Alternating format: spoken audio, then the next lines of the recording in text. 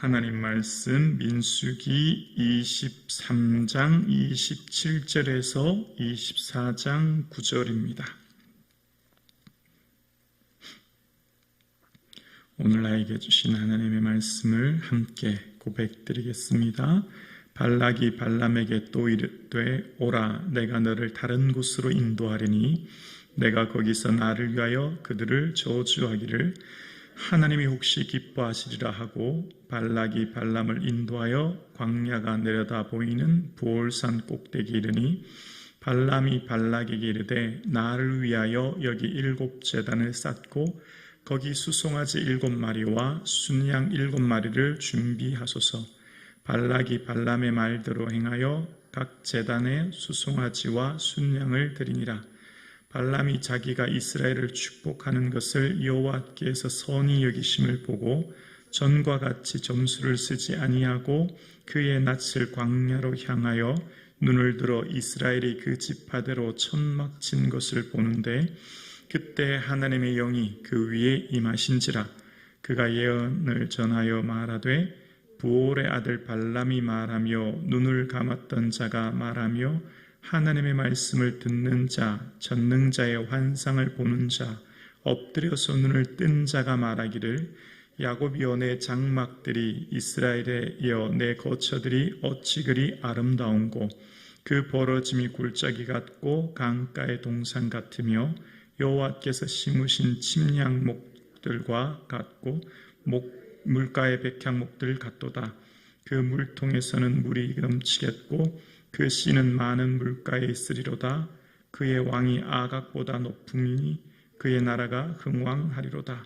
하나님이 그를 애굽에서 인도하여 내셨으니 그 힘이 들소와 같도다. 그의 적국을 삼키고 그들의 뼈를 꺾으며 화살로 쏘아 꿰뚫이리로다. 끌어안고 누움이 숫사자와 같고 암사자와 같으니 일으킬 자가 누구랴. 너를 축복하는 자마다 복을 받을 것이요 너를 저주하는 자마다 저주를 받을지로다. 아멘. 하나님께서 이스라엘에 대한 마음이 얼마나 크신가를 지난 2번째 예언에서 살펴보았는데요. 하나님은 후회가 없으십니다. 나 이스라엘 괜히 택했다. 이 이스라엘 때문에 내가 이렇게 고생하는구나. 그래서 생각하신 분이 아니라는 거예요. 그리고 하나님은 야곱의 허물을 보지 않는다. 지난 시간 23장 21절 얘기했죠. 하나님은 그들의 허물을 덮어주시는 하나님. 그래서 이사야 43장에도 보면 나는 나를 위하여 내 허물을 도말하는 자니 내 죄를 기억하지 아니하리라. 하나님은 우리의 모든 허물을 도말하고 용서하시는 하나님. 그리고 하나님께서는 이스라엘의 반역을 보지 아니하시고 그들이 한번 하나님을 향해 반역했던 걸 기억하시며 응징하시기보다 느헤미야의 고백처럼 들에서 기르신 하나님. 그래서 하나님은 어떤 분이실까를 모세는 이 120세 되었을 때쯤 하나님의 부르심을 받기 전 지나온 과거의 시간을 돌아보면서 신명기 1장 31절에 하나님께서 우리의 삶을 어떻게 인도하셨는지를 고백합니다. 신명기 1장 31절에 보면 광야에서도 너희가 당하였거니와 사람이 자기 아들을 안는 것 같이 너희 하나님 여호와께서 너희가 걸어온 길에서 너희를 안으사 이곳까지 이르게 하셨느니라. 사람도 그 아들을 사랑하여 아는 것 같이 하나님은 너희를 얼마나 사랑했는지 너희 광야의 40년 기간 동안 그냥 내팽개치고 내버려 주신 게 아니야. 하나님은 너희를 안고 여기까지 왔어 라고 말씀하십니다. 그러니까 하나님이 이스라엘을 얼마나 사랑하시는지를 모세는 인생의 마지막 말년에 깨달았던 거죠. 오늘은 이 발람의 3번째 예언의 말씀이 기록된 본문입니다. 모압 왕과 선지자 발람이 왜 굳이 이렇게까지 계속 동행하는가를 보면서 그 중심에는 서로의 이익, 그 욕심 때문인 것을 알게 돼요. 그러면서 오늘 본문 23장 27절에 보면 이 모압 왕은 이 장소 탓으로 이 저주가 내리지 않는가 그렇게 오해하죠. 27절에 보면 발락이 발람에게 또 이르되 오라 내가 너를 다른 곳으로 인도하리니 라는 말이 나옵니다. 다른 곳으로 인도하겠다. 지난 시간 비스가산 꼭대기에서 안 되겠다 다른 장소로 가자. 장소 탓하는 거예요. 장소 때문에 하나님께서 이스라엘을 저주하지 않으신가? 라고 하면서 그 27절엔 다른 곳으로 가자고 하면서 다른 곳으로 가면 여호와가 나를 위하여 그들을 저주하실지도 모르겠다 라고 이야기합니다. 그러면서 이제 부올산으로 가게 되는 것을 28절에 얘기하면서 거기 다시 7제단을 쌓고 순양과 숫송아지 7마리를 그 제단에서 드리게 되는 것을 봅니다. 그 높은 곳까지 땔감과 제물을 가지고 가는 그 헛수고가 또 진행되는 겁니다. 자, 그러면서 이제 도착한 이 곳의 모습이 나오면서 24장 1절에 보면 24장 1절에 하나님이 뭘 기뻐하시는지를 발람은 잘 알고 있었어요. 24장 1절에 보면 발람이 자기가 이스라엘을 축복하는 것을 여호와께서 선히 여기심을 보고 전과 같이 점수를 쓰지 아니하고 그 낯을 광야로 향하여라고 이야기합니다. 이스라엘을 축복하는 것을 하나님께서 어떻게 해요? 선히 여기시고 기뻐하신다는 것을 발람은 잘 알고 있었어요. 그들을 저주하는 걸 기뻐하는 게 아니라 그들을 축복하는 걸 기뻐하는 것을 그는 너무 이미 잘 알고 있었던 겁니다. 그럼에도 불구하고 아는 것과 사는 것이 분리가 되어서 그 뜻을 순종하지 못하는 발람의 모습이 오늘 본문에 등장합니다.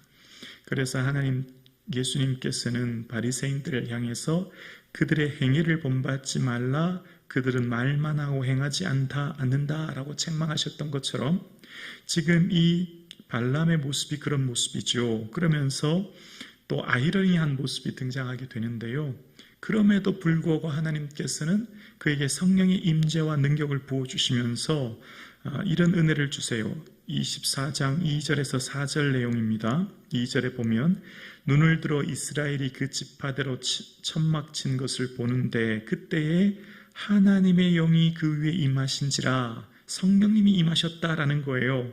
그러면서 23절에 그가 예언을 전하여 말하되 부올의 아들 발람이 말하며 눈을 감았던 자가 말하며 여기 원어에 가깝게 보면 눈이 열린 그 사람이 말하며 라고 더 정확합니다. 눈을 감았던 보다는 눈이 열린 사람이라는 뜻이에요.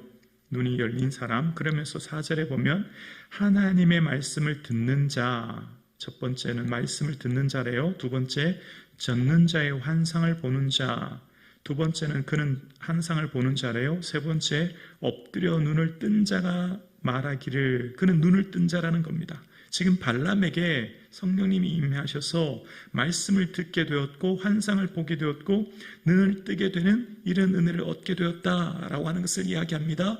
하나님 뭘 기뻐하시는지도 알았고 말씀을 듣고 환상을 보고 눈을 뜬 그 사람이라는 거예요.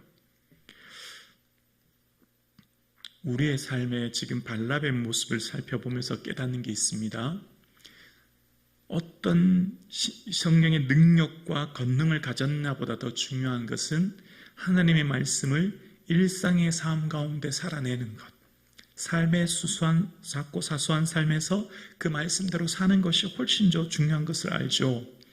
예수님께서 말씀하셨던 것 중에 산상수훈의 내용 중에 마태복음 7장에 보면 예수님께서 그런 말씀을 하셨어요. 얘들아, 주여 하는 자마다 다 천국에 가는 게 아니야. 아버지의 뜻대로 행하는 자야 돼 라고 하면서 말씀하실 때 주여 우리가 주의 이름으로 선지자 노릇하며 라는 표현이 나와요. 많은 제자들 중에 우리가 당신의 이름으로 선지자 노릇하고 귀신 쫓고 많은 권능을 행했습니다. 이렇게 얘기하거든요. 그 중에 첫 번째가 뭐냐면 선지자 노릇이라는 표현이 나와요. 마치 오늘 발람의 모습처럼 말입니다. 근데 발람이 선지자처럼 보이지만 전혀 선지자의 삶의 모습이 등장하지 않죠. 그러니까 예수님께서는 불법을 행하는 자들아 떠나가라 라고 하시면서 누구든지 나의 말을 듣고 행하는 자는 반석 위에 지은 지혜로운 사람 같아라고 이야기합니다. 순종이 곧 반석 위에 지은 집과 같은 삶을 사는 거야. 일상의 삶을 살아가는 삶이 중요해라고 이야기합니다. 근데 그게 언제 증명이 된다고요? 비가 내리고 창수는 홍수거든요. 비가 내리고 홍수가 나고 바람이 불었을 때 알게 된다는 거예요. 무너지면 그 비와 홍수와 바람이 불 때 부딪힐 때 무너지지 아니하는 사람은 그 기초를 반석에 놓은 사람이지만 무너질 때는 그것이 모래 위에 쓰인 어리석은 사람 같다라는 겁니다. 행함이 없는 삶을 예수님께서 말씀하시는 거예요. 마치 오늘 발람의 삶도 겉으로 말하는 것은 굉장히 하나님 말씀을 잘 따르는 것 같고 알고 순종하는 알고 환상을 보고 듣는 자 같지만 실제 삶의 내용을 보면 전혀 순종의 내용이 아닌 것을 봅니다. 그러면서 하나님께서는 이 발람을 통해서 5절에서 7절까지 이스라엘이 왕성하게 번성할 것이라 라고 축복하십니다. 5절에서 7절을 보면 야곱이여 내 장막들이 이스라엘이여 내 거처들이 어찌 그리 아름다운고. 6절에 그 벌어짐이라는 원어의 뜻은 펼쳐짐, 뻗침, 늘어섬 이런 겁니다. 그 펼쳐짐이 이 골짜기 같고 강가의 동산 같으며 여호와께서 심으신 침향목들 같고 물가의 백향목들 같도다. 침향목은 알로에 나무를 말하는 거고요. 그 백향목은 하늘 높이 올라가는 나무를 말하죠.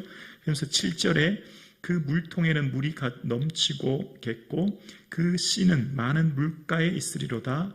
그의 왕이 아각보다 높으니 그의 나라가 흥왕하리로다. 아말렉 왕 아각보다 높다는 거예요. 7절에 물통이 넘치고 그 씨가 어디에 심겨졌냐면 물가에 심겨졌다라고 하면서 이스라엘이 장차 앞으로 얼마나 번성하고 얼마나 흥왕할 것인가에 대해서 축복하는 것이 본문에 나옵니다. 하나님께서 그들을 어떻게 인도하시고 축복하실지를 구체적으로 말합니다. 그러면서 8절에서 9절까지를 보면 적국을 삼키는 강력한 나라가 될 것을 이야기하는 것을 봅니다. 8절에 하나님이 그를 애굽에서 인도하여 내셨으니 그 힘이 뭐와 같다고요? 들소와 같도다. 그리고 그의 뭐를 삼켜요? 적국을 삼키고 그들의 뼈를 꺾으며 화살로 쏘아 꿰뚫이로다. 그 적국을 삼킨다는 겁니다. 이후에 가나안 땅 점령했을 때 여호수아가 31명의 왕들을 다 점령하여 삼키지 않습니까? 강력한 능력과 힘을 부어주신다는 거예요. 그러면서 9절을 주목해서 볼게요. 9절의 말씀이 실제로 이루어지는데요. 24장 9절에 꿇어 앉고 누움이 수사자 같고 암사자와도 같으니 그 일으킬 자가 누구랴. 너를부터는 밑줄을 그어볼까요? 너를 축복하는 자마다 복을 받을 것이요 너를 저주하는 자마다 저주를 받을지로다. 지금 발람을 통해서 분명하게 말씀하시는 게 뭐죠? 축복하는 자는 복을, 저주하는 자는 저주를 받게 된다. 기억나시죠? 아브라함에게 하셨던 축복이에요. 아브라함에게 하셨던 축복이 내가 너로 장대하게 하고 너희를 복을 줄 거야. 너를 축복하는 자를 복 내리고 저주하는 자는 저주할 거야. 창세기 12장 3절에 말씀하셨던 그 말씀을 또다시 이스라엘이 어떤 백성인가를 이야기합니다. 뭐라고요? 축복하면 복을 받는데요. 그러면 모압 왕이 오히려 이 말씀을 진짜 들었고 믿었다면 이스라엘을 저주할 게 아니라 축복하면 돼요. 그러면 자기들도 축복을 받겠지요. 근데 저주했기 때문에 어떻게 돼요? 저주를 받게 된다는 거예요. 이후에 모세가 이 말씀이 어떻게 이루어지는지를 이야기하면서 신명기 23장 3절 이하에 보면 모압과 암몬은 여호와의 총에 들어오지 못할 거라라고 이야기합니다. 영원히 못 들어온대요. 왜냐하면 너희가 애굽에서 나올 때 떡과 물로 너희를 영접하지 않았고 중요한 것은 부올의 아들 발람에게 뇌물을 주어 너희를 저주하였기 때문이다 라는 표현을 씁니다. 지금 오늘 본문의 사건이죠. 발람에게 뇌물을 주어서 너희를 저주했던 그 암몬 사람은 여호와의 총에 영원히 들어오지 못한다. 오늘 본문 24장 9절 말씀 너를 저주하는 자 오히려 그가 저주를 받게 돼 라는 게 나오는 것을 봅니다. 그렇습니다. 하나님께서는 이스라엘을 얼마나 사랑하시는지 그들을 안고 여기까지 오셨어요. 그들을 여기까지 인도해 주셨던 거죠. 네, 자막 내려도 됩니다. 하나님께서는 지금 이스라엘 백성들의 삶을 얼마나 사랑하시는지 오히려 본문을 묵상하면 묵상할수록 알게 돼요. 이스라엘을 어떻게 해요? 안고 여기까지 오셨어요. 그래서 이사야서 53장에 보면 배에서 태어남으로 내게 안겼고 태에서 남으로 내게 업힌 너희라고 이야기합니다. 하나님이 이스라엘을 안고 그리고 업고 여기까지 왔다는 거예요. 그리고 어떻게 하시냐면 내가 백발이 되기까지 너희를 품을 것이다 라고 이사야서 53장에 이야기합니다. 하나님은 우리를 안고 업고 여기까지 왔고 언제까지요? 백발이 될 때까지, 노년에 이를 때까지 품고 업을 것이다 라고 이야기해요. 결코 버리지 않는다는 겁니다. 끝까지 인도하시는 그 하나님은 우리를 업고 지금 인도하고 계신다는 거예요. 하나님께서는 지금 이 말씀을 하시는 장소가 어디죠? 광야예요. 이스라엘의 눈에는 아무것도 보이지 않은 광야, 결핍의 장소인 광야, 그들의 삶 가운데는 혹 아픔과 눈물의 땅으로 생각할지 모르나 하나님은 그들을 그 들에서 기르시고 품고 있다고 끊임없이 말씀하고 계세요. 오늘 살아가는 우리의 인생이 마치 광야와 같이 보이는 이 땅에서의 삶이 내 눈에 보일 때는 광야의 삶과 같은 지금 이곳이 하나님 우리를 업고 안고 품고 오고 계신다 말씀하고 계세요. 그래서 우리의 모든 필요를 채우시고 보호해 주신 하나님, 우리의 삶을 축복하는 자를 복 주시지만 우리를 저주하는 자는 오히려 그들이 저주를 당한다 말씀하신 하나님, 하나님 우리를 얼마나 사랑하시는지를 본문을 통해 다시 한번 깨달음으로 주님의 은혜를 기억하는 이 아침 되기를 주님의 이름으로 축원합니다.